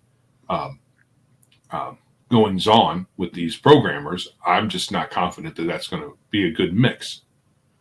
If they've bought a body of programmers, but they treat it like a license, as in go do your thing, and they don't bother them, except maybe giving them some very general instructions like you would with a license, that might work out. But if they're going to be micromanaging them, if they're going to be, directing them to put their woke nonsense into it, who knows? Well, and you mentioned that too. He talked about from the GM side, and this was something that I remember back during 3rd edition when they were touting Neverwinter Nights, that, a DM could build his persistent world on the internet, and I could invite all my friends in to play in a cool game. And this guy said, this is going to take a tremendous amount of time. And if it does work, the DM's going to spend a lot of time building his adventures and then basically going to sit back and watch the players play it. Is that what's going to happen? Is he going to be active in it? Yeah. And they're talking about having an AI dungeon master for D&D Beyond. Yeah. Well, Mr. Boivin, he's a game industry veteran. I wonder, you think they can do this? They can pull this off? I think he's been saying some things could be done with the Unreal Engine, so maybe. Actually, I think he's on the other side of that. Oh, is he? Okay. Let's see here. So, can they design? Actually, okay. So, even if you have competent programmers, there's design to it as well. So, just so you can put pixels on a screen and they all work right, doesn't mean the game is going to be compelling. It's going to have a good story behind it. It's going to be well paced and do all the things that people want a game to do, or be it something that will draw people in and keep them playing. So competent programmers is one thing. A good idea for your game, you need to have that too. Mr. Boivin says, we don't know how long they've been working on that, and what they want to do is not that hard. Okay. Fair enough. You know, people have made role-playing games for quite a long time now. There's probably a lot of standard practice programming patterns that many of them follow. But can a computer doofus like me jump on there and run my game in that? I mean, okay, you say Randy just sucks at it. Fine. Find somebody a little bit better than me. Find someone 3 times as good as me. Can they run their game on that if they don't buy WoTC Adventures? And they got to go behind the scenes? That's kind of more for Boivin. I wonder if that's the case. It has to be. Also, for some people who are techies, they might enjoy the process, right? But I think the majority of DMs, it will end up being more complicated than just running a game through a VTT, a normal VTT, or just through Zoom, or with remote people, or just doing your thing at your table. It'll be a lot more. It'll add so much complexity that it might not be worth it. A cousin of mine who worked in the field told me that about Neverwinter Nights. That he goes, Randy, I think you're thinking you can do it, but it'll be tremendous amounts of work on the back end. And I don't know, unless you run pre-made WoTC Adventures, which we know how great those are. I mean, I think that's what the majority of people are going to be stuck with.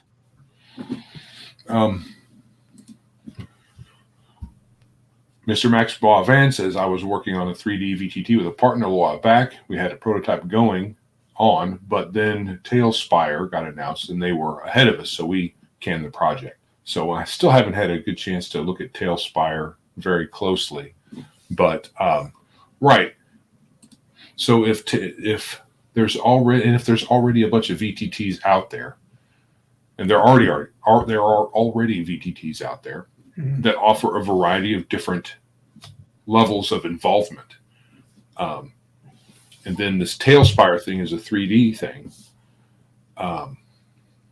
Akin to, is it likely akin to what we've seen? If it is, and it's already out there, I mean, and people are using it, are they going to just jump to D&Ds? Some will, because some people like WoTC shiny things. But Mr. Boivin says, I think Walter really wants to push the pre-made adventure.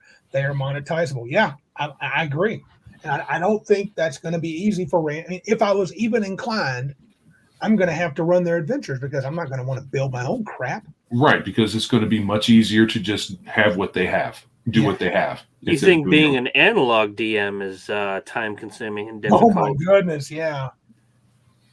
That's going to be a whole other bag of potato chips. Talk about some fear here. Look at this. Elle said, Nerd Immersion used Chat GPT to create a full adventure in a recent video. Why not? They can write terrifying. Yeah. Well, it seems, I think we might have mentioned this before, Chat GPT seems to eventually be able to write a role-playing game. And I asked it to the other day. How did it do? It said no. But wait, its answer was longer, but essentially it said no. It takes too much creativity with a team of people that it can't replace that. But with an adventure, I might need to watch that. Yeah. Was it a good It's adventure? also an extremely woke program too. Oh, okay. Well, it's not an independently intelligent entity. It's programmed by people, and those people put their biases into it. Yep.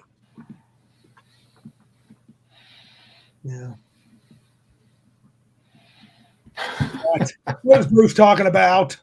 So Bruce, hey, Bruce says, I didn't get the new DLC for the Temple of Elemental Evil. I have everything from the G1 series on my Wizards VTT, and now I have to buy the Garibay figure for my game. He replaces goblins. You insult goblins, good sir. They serve a purpose.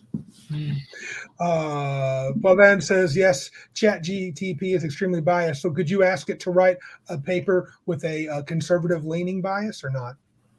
No, but you can ask it to write a poem about Trump, and it tells you that it can't do that for public figures. Then you can turn around and ask it to write a poem about Biden, and it'll do it. Well, I listened to someone do that, and it did write a poem about Trump, but it wasn't very favorable. Whereas of course not. The one about Biden was glowing.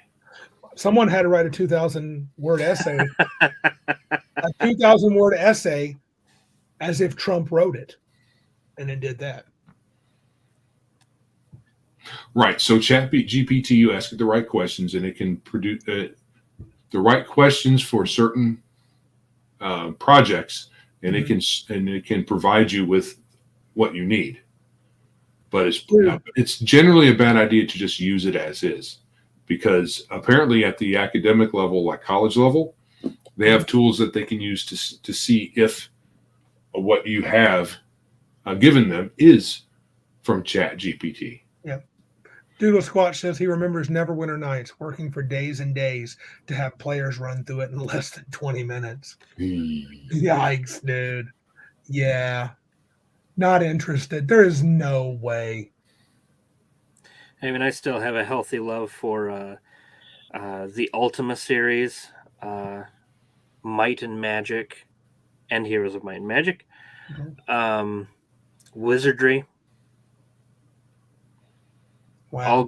All good computer role-playing games, but still not true role-playing games. But I still enjoyed them nonetheless. So, what audience do these type of games serve? Getting back to the topic, these a lot of them are still fun. I can play these games. Talisman, I'm not as dead set against it or biased against it as Mr. Randy. I'll play it, but after 2 hours. Bruce, don't you speak blasphemy, okay? I swear to Christ, nothing holy made Ultima 9. And that question right there was it was like a kick in the balls. The greater question, what's the Codex of Ultimate Wisdom, was where, you just destroy the game. Yes, Ultima in name only. So Talisman has the problem of the at the end, you think it's the end of the game. You've played 3, 4, 5, 10 hours. And then the person draws the void and then starts over again, and nobody's really ready to go in there. So everybody's ready for it to be done, and me, draw the void. Or you can just be like Jeff, and his reason for never wanting to play Talisman is because you roll one number and you go to the forest. You roll another number, you can go to the forest or the forest. And then you can land on your first adventure spot, draw like a demon, get killed, go to your next spot, draw a dragon, get killed, and then like continue this process until you just died. Sure. Well, it's a random game. What are you going to do? It's random. And it's one of the early ones, dude. Give it a break. I mean, as much as I find it annoying, I just find the length of it annoying. I still enjoy Talisman. And Talisman's also gone through a couple of like revisions. I remember they reskinned it to be Warhammer 40K. I think it was called Relic, and they actually cut the inner, middle, and outer rings into tiers, and the challenges were the outer tier challenges were pretty easy, then mid-level, then hard. I agree with Mr. Boivin here. He says Talisman is not a serious game. You play it while drinking and joking around. I agree. Yes. Yeah, exactly. Yeah, that's even fair. Elle says it shoots and ladders the adventure game. I don't think that's completely wrong. It's not complex. It's a little more than shoots and ladders for me. It's more fun than that, but shoots and ladders for nerds. Yeah, it's good. I enjoy it. Baby's first D&D. Right. But yeah, Descent, is that the one where one person plays the like referee, kind of plays the bad guy? Yes.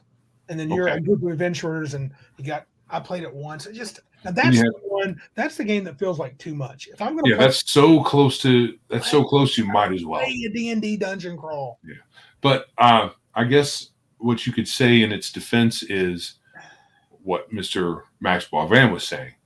You can just pack it up.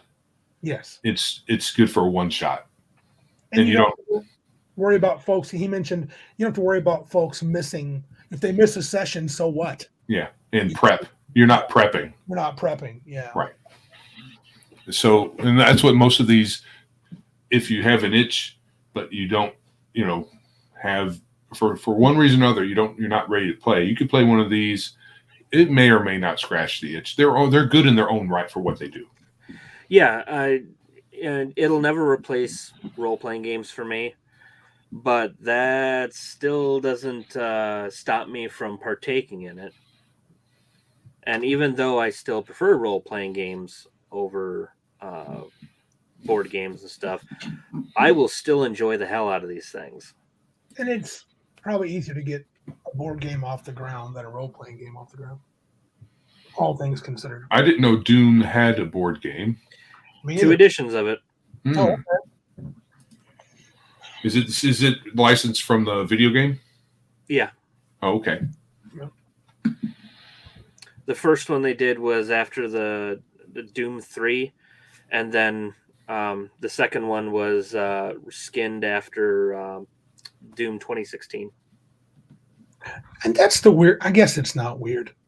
We're highlighting Boivin a lot. He got the skills tonight. He's on it. And some people are intimidated by role playing, but will join a board game. Yeah, this is very true. There's less investment, really.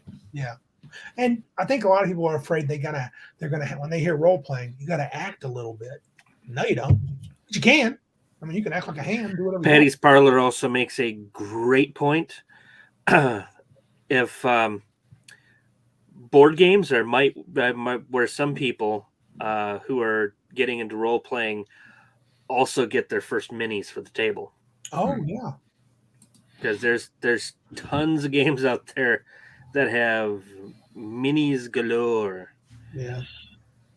My wife loves her some board games, but boy, Patrick has brought some games to her that had so much setup. She's like, oh my God, I just want to play the game. And Patrick's pulling the stuff out and laying it all out. I mean, it looks cool, but we're like, now we're ready to consider the concept of talking about the game.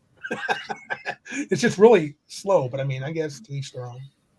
If you, it all depends. So, how much time you have slotted, and what the overall thing that's going on at that night, and if you're quick about, and if you know what you're doing, and you're not explaining it as you're putting it out, you just put it out. You probably can get most of these games set up pretty fast.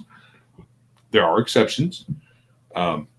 If you go and watch or listen to Nerd Cognito, a few episodes back, they talk about a game. I can't remember the name of it. That took them hours to set up. Multiple hours. They said you needed to have 12 good hours set aside just for this board game. Yeah, no. Randy would say no. L says his second time. Again, just get out a deck of Munchkin. It's faster. I don't know about that. I would argue that. I don't think it's all that fast.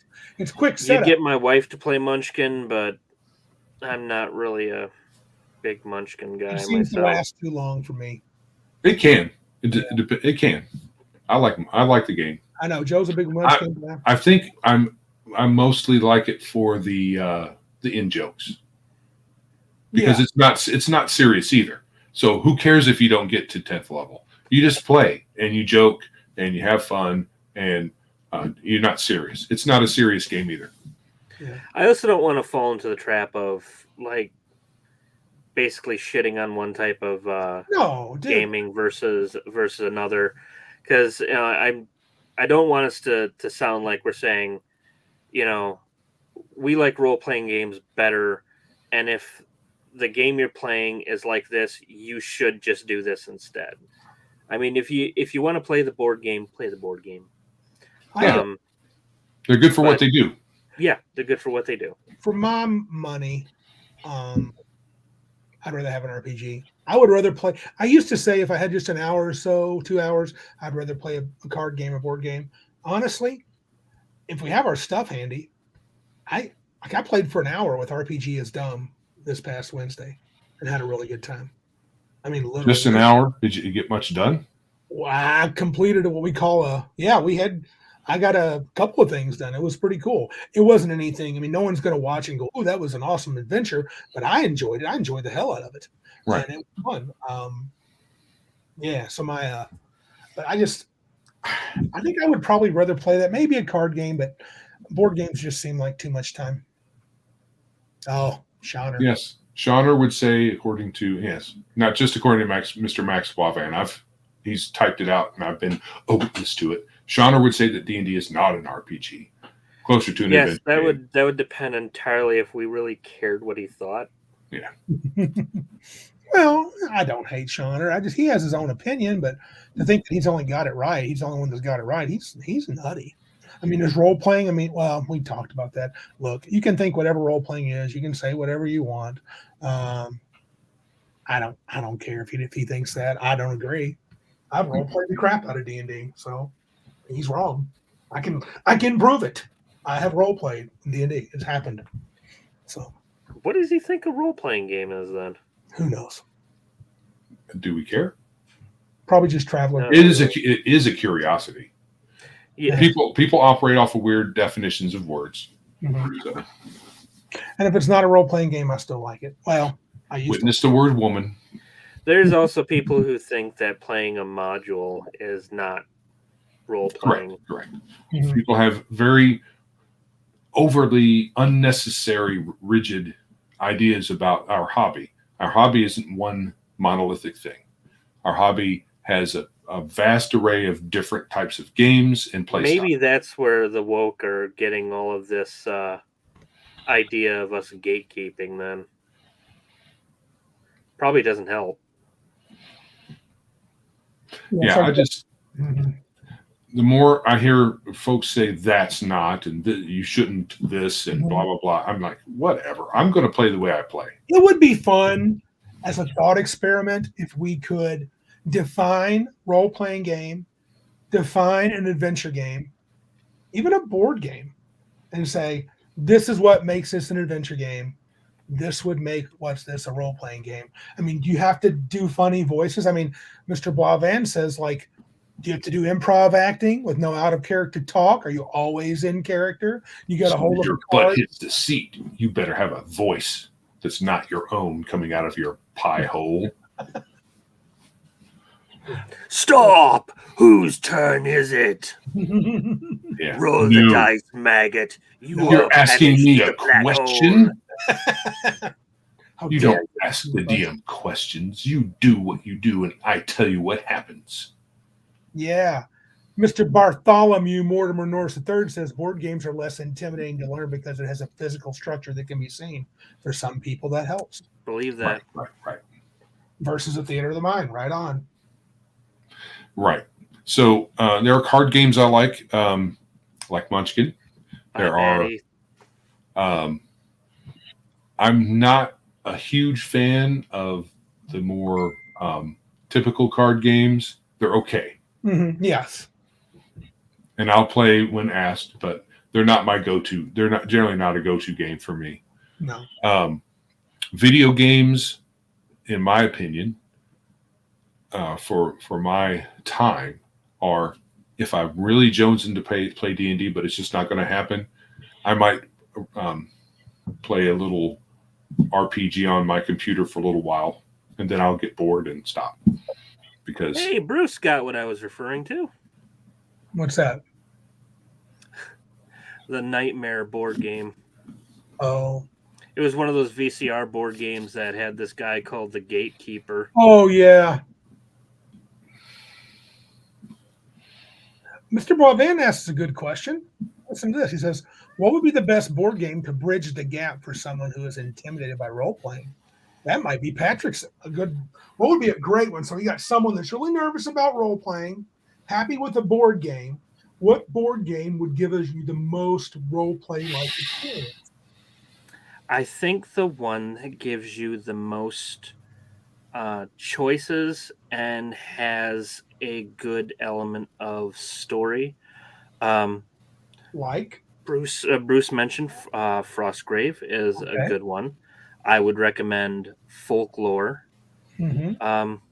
What else do I have back here?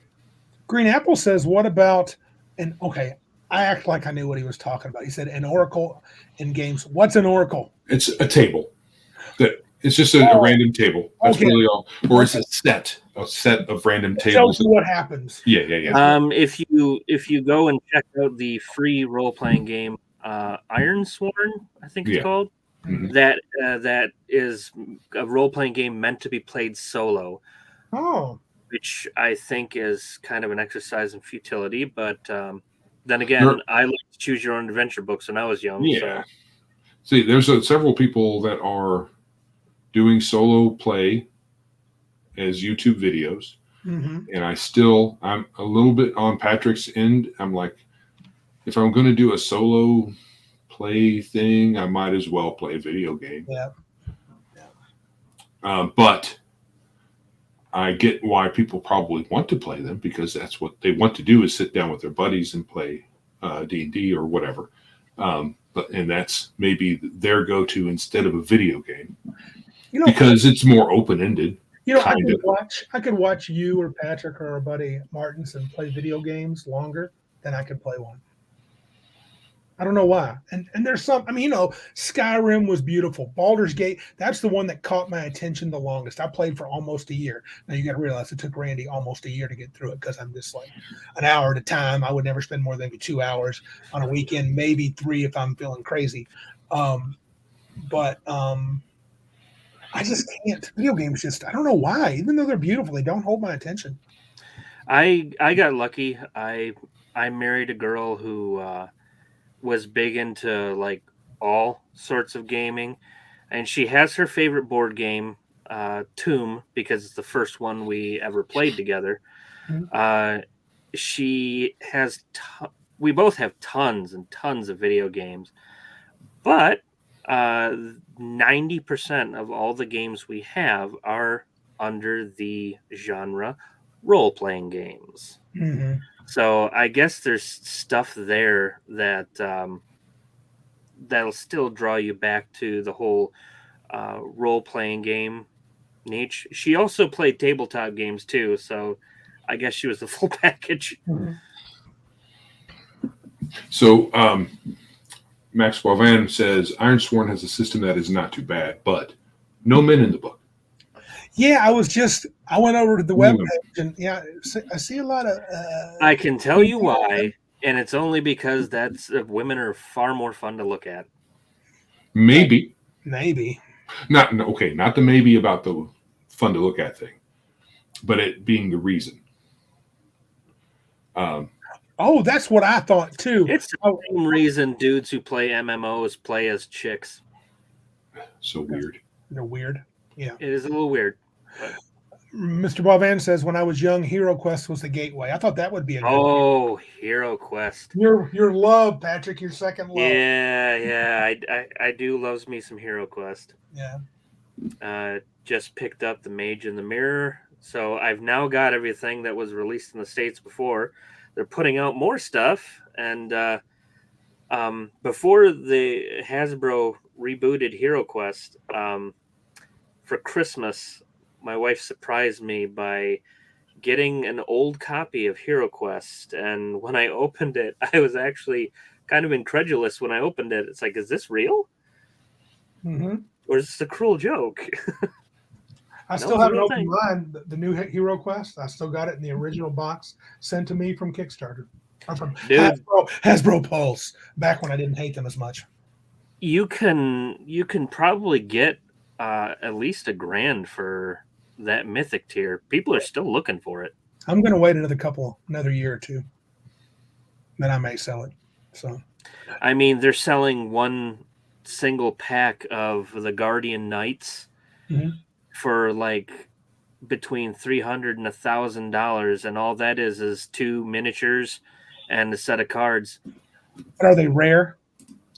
Yes, because they only did a limited run on them, which I got cut out of. Well, basically everybody who got the mythic tier got cut out of. Oh, And it is one point of contention that all HeroQuest fans have with Hasbro currently. But they're releasing this brand new expansion pack called Rise of the Dread Moon, which is going to have the Guardian Knights in it. oh, okay. They Okay, said so- they couldn't reprint that, but they found a way to do it. I'm going to say in Iron Sworn, women are not really sexualized. They're strong, independent women, which is good. And they don't need no man. They don't need no man. I just, there's part of me that I understand the whole booba thing, the draw, looking at the boobs and the curves and the bikini women and stuff like that, bikini chainmail. But it does get a little tiresome. Yeah, well, I don't really care I'm for not the saying it's the book of erotic fantasy, but Diversity and Dragons did a takedown on that book. yes, Check that out, dude. Rock Did on. what? Took a takedown on the D20 third edition of Book of Erotic Fantasy. it was That's pretty thorough. magnificent. It's kind of the same way I feel about like the Fatal game. Yeah, I mean, I only have a PDF of that thing, and it's probably I still it's had to less look offensive behind than me Fatal. every 10 minutes to make sure somebody wasn't going to catch me reading the book. It's less offensive than Fatal though. Oh yeah, But it's by extreme. far. And I agree with Mr. Boivan. I like more traditional gender roles, even in my role-playing games. But if I got a player at the table and she wants to play a tough, super strong chick, if the game allows it, I'll let her. I ain't gonna fight over that. Yeah, the thing is, I'm just saying, I think sometimes game designers rely a little too heavily on the boobs. I think so too. And right now it's easy to do. You can just put women in front and everybody will be like, oh, how inclusive you are. Pathfinder, Sione. Right. So, but then it's an adventure game. Adventuring is a masculine activity. Mm-hmm. Why not at least have some masculinity, visual masculinity? They don't have to, like your romance novels, be shirtless and, look like, what's that blonde model dude? Can't remember his name. Fabio. They don't have to look like Fabio, but, have adventurers with, some bulging muscles on their arms or whatever. Doing. It's not just the women who get sexualized in all this artwork. I mean, are you really going to trust the barbarian that looks like he has like soda and donuts like every day? Right. Yeah. Yeah, I don't know. I think that they rely just on, I know sex sells, Right, but dang, I agree, John. it's tiresome. Yeah, even like comics, sometimes I get weary of that too. I mean, it's like, come on, because I mean, I like Wonder Woman, I do. She's cool, but sometimes it's like, man, do you have to just every time? And I'm not like offended for women. I'm just like, I don't need that all the time in my face. Tell me Yeah, I superhero mean, stories and move on. you got the sexualized women in comic books, and then you have, the men with like Liefeld's disease, where they have like pecs that almost look like breasts, and then they have like the weird diamond shaped feet. We got Raggy. He's our Fabio. He's our Fabio. Fabio Raggy from Legend of Lamentations of the Flame Princess fame. Yeah. Mark Singer. Yes. Yeah, I'm just not a little bit's fine, but it's just too much, in my opinion. All right. So sorry for downing everybody. Yeah. All right. Do you think we've handled this topic? We have handled it. Yes. Maybe mishandled it. Right. So in the end, all these games are good for what they do. There's some bleed over, but right. Nothing will ever replace the other. But you should. But you should play D&D. Ignore the others. Yes. Boarding card games, video games are a waste of time. You're a TTRPG bigot. I'm telling you. No, I'm just kidding. I don't think that. Mostly. You're a cardophobe. Yeah. Oh man. You're bigotry against people like me. Yes, you gamer. I'm not. I don't consider myself. Oh yeah. Subscribe and like. Subscribe if you haven't already. Right. Last I looked, we were at 381. Cool. Grow. We popped 2 more, 383. I would really like us to get to 500. Like I said, we get to 500, I'll give away Index Card RPG. So tell your buddies if you want to have a chance of getting this game for free. I need a reminder. What was I going to give the Paranoia box set for? I don't know. Was that 500? I think that was 500. Does anybody want it, though? We could do a twofer again. Does anybody want it, though? Since I'm wearing the pointy hat, I cast the summon subscriber spell. There you go. Yeah, they may not care about Paranoia 2nd Edition, which is fine. Okay, we can ask these folks. They're here all the time. What do you guys think about Paranoia box set from back in the day? Would that be a draw, or would you rather, or in addition to, have Index Card RPG? Malachi says he'd take it. Okay. So we probably have some folks that would like it. I think Malachi just wants to win one of the contests. He's going to. That way we won't be able to say rigged. Oh yeah. In 10 years, if Malachi that's a running gag. If Malachi doesn't win in 10 years, then I'm cheating for him and he's going to win one. You know what? I'm just going to send him something then. I may do that anyway. Bruce likes Paranoia. Got some 5e books I hate. Cal, I really disagree with the art comment here. Yeah, not for me. It's a subjective thing. Yeah. Malachi says both. Tunka says both. Cool. Charles says yes, please. Okay. So, okay. Maybe we'll do both. The big 500 double giveaway, like the double whammy. And let's just say those two things. Sounds good. All right. Paranoia. You could give the winner a choice. Yeah. No choices here. We're not a democracy. We're a dictatorship. You're getting 2 games. Malachi, take it and like it. Malachi says he has all the 5e I want or need, but you don't have all the 5e that I don't want. So send me your address. You can have my crap. No, I'm just kidding. I'm going to keep it for a second. The ultraviolet door. What is that? I don't know. Oh, we could do that. Malachi said, how about two winners? We could do that. We'll think about it. We still got 120 or so to go. So, dictator. What? Okay. Powder Puff Nerd is getting a bit raunchy. Maybe she needs to stand in the corner for 10 minutes. Elle has a point. Yeah, he does. One day, Biggest Geekers will do giveaways for Big Geek Emporium products. Yeah, that would make sense. Well, yes. You see, if we get that, that module done. Hello. Speaking of that, Patrick, have you? Yeah, have you I know. Have you read through it? I know. Have you read through it yet? I have not. Okay, but tomorrow starts. I have. Tomorrow starts my days off. Okay. Oh, that's cool. That's cool. I thought you were like, I have, and it sucks. It doesn't suck. I particularly like a special cursed sword.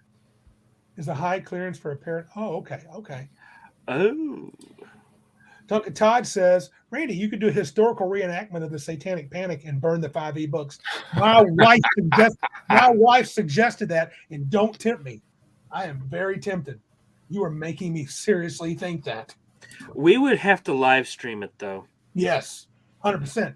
Out by my bonfire. I could set it up. I almost have internet to there. Maybe I can get one more extender, and then we could have it out there, and I could just use my phone. Then we'd have to have all of our fellow players over. Yes, and do the chants and RPG. So Deer Mask, I don't get the Deer Mask reference. What about the Deer Mask? Who Deer Mask was? Who's Deer? Squirrel Mask. Yes. If that's what you're referencing. Yeah. Uh-oh. Too much wood in the stove. Max Boivin says he put too much wood in the stove. Now he has to balance it out with beer. Hey, at least you're balancing things out. Okay, so as far as Big Geek Emporium gear, I'm loath to give away other people's gaming creations. However, what we could do is have gift cards. Because we have gift cards. Mm-hmm. So we could also purchase something and then give it away, like Wretched. I could purchase that and give it away. What's that? I could purchase Wretched and give it away. Sure. It's getting to the point where Big Geek Emporium is, with all the suggestions on Big Geek this, Big Geek that. I think Big Geek is going to be the next, Spaceballs with merchandising. Yeah. Big Geek Emporium, the mug. Yeah. Big Geek Emporium, the game. I'll make a note, Al. I'll think about purchasing a few items and then passing them on to these guys. Because we could do it electronically really fast. That's legal, right? If I purchased a PDF and gave it to someone, or is it not legal? Yes, dude. I know you want to be fair. Yeah, it's legal. Okay. I don't know. Okay. Yeah, we can even, I'm pretty sure we can set it up so that you can make it a gift. Gift it to someone. There you go. That's the idea. Because essentially what it is a download link. Oh, yeah. So if you give them the download link, there you go. And email it to them. Sounds good. Yeah. I don't think anybody's going to be really heartburned about the situation. So I think Tinkar's Tavern, Tinkar did that for a while during Christmas. He would send people, they could win and get quite a bit of money for drive-thru. He would send people for Christmas, which is really cool. So, all right. So the last topic, it's not really, you know what? Let's not even worry about it. I don't think I want to go into it. I'm good. It wasn't really a topic. I was kind of filling things out. Oh. Since Kyle Brinks was so kind enough to give us a whole segment. Is it Kyle Wizards is the gift that keeps on giving. It's just not giving us very much good game content. Yeah. Well, it hasn't for a very long time. Malachi says he thinks Legion did that too. Well, whatever Legion does, we do, because rumor has it we're just little clones of them. So that's okay. But yeah, we can do the gift cards, and if you want to buy some stuff and give that away, that's cool. I mean, the Emporium has not garnered a war chest, so us we have limited funds to do that. Right. So once we can get more people on there and buy our gear, then and that we can do that too. We can do giveaways of mugs and whatnot. Do we want to do our own mug club? If Bug Club. if we would be just Legion of Myth 2.0, would that make us Phalanx of Myth? I think so. Let's change our name. Big Geek Phalanx. Phalanx. No, it's don't. So we would have to do like Chalice Club or what would be a good fantasy cup name? Tankard. Tankard. Well, we don't want to Goblet. confuse people with Goblet. Goblet Club. Gob Club. Club The Gob. Grail. Flagon. Mhm. The Club of Malice, wherein we can pour all of our will into it. Well, we do have we do have mugs chock full of WoTC tears. Dude, Phallic. look what Malachi said. Phalanx, not Had to take it into the toilet. Yeah, Phalanx of Folklore. Ooh, that's got some alliteration. Yeah, Phalanx of Folklore. I like that. It's more Yeah. illiterate. yeah, for sure. Alliteration. But yeah, I'm going to be putting up more stuff, so maybe we'll be able to give some of that stuff away too. Benevolent Emperor Club. Benevolent. You got anything you want to pimp out for Pointy Hat Games at this time, or? what do you Nah, guys- I just want to keep working on the project, Right. Greg.